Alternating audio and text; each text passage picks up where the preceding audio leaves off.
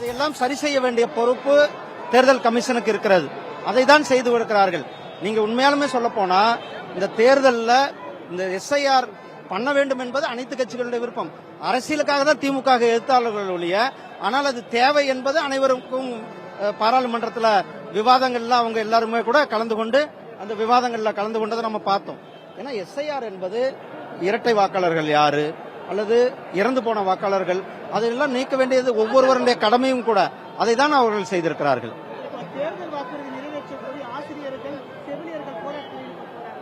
திராவிட முன்னேற்ற கழகம் ஒரு பொய்யான வாக்குறுதிகளை தேர்தலில் 2021 தேர்தலில் சொன்னார்கள்.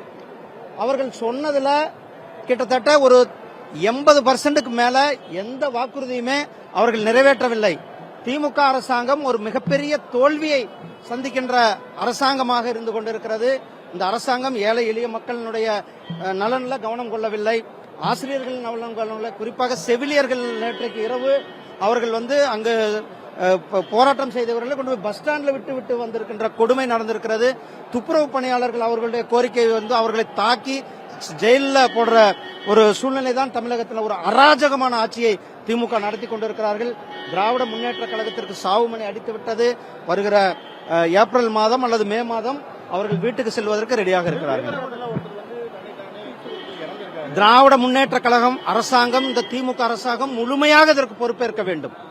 ஒரு மக்களினுடைய உணர்வு, குறிப்பாக அந்த முருக பக்தர்களுடைய உணர்வை அவர்கள் மதிக்க வேண்டும். அந்த முருக பக்தர்கள் உணர்வை மதிக்காதன் விளைவாக அங்கு தீக்குளிப்பு சம்பவம் நடந்திருக்கிறது. இந்த தீக்குளிப்பு சம்பவத்திற்கு தமிழக அரசாங்கம் முழுமையாக பொறுப்பேற்று தமிழக அரசாங்கம் பதவி விலக வேண்டும். தமிழக அரசாங்கம் பொதுமக்களிடத்தில் பகீரமாக மன்னிப்பு கேட்க வேண்டும்.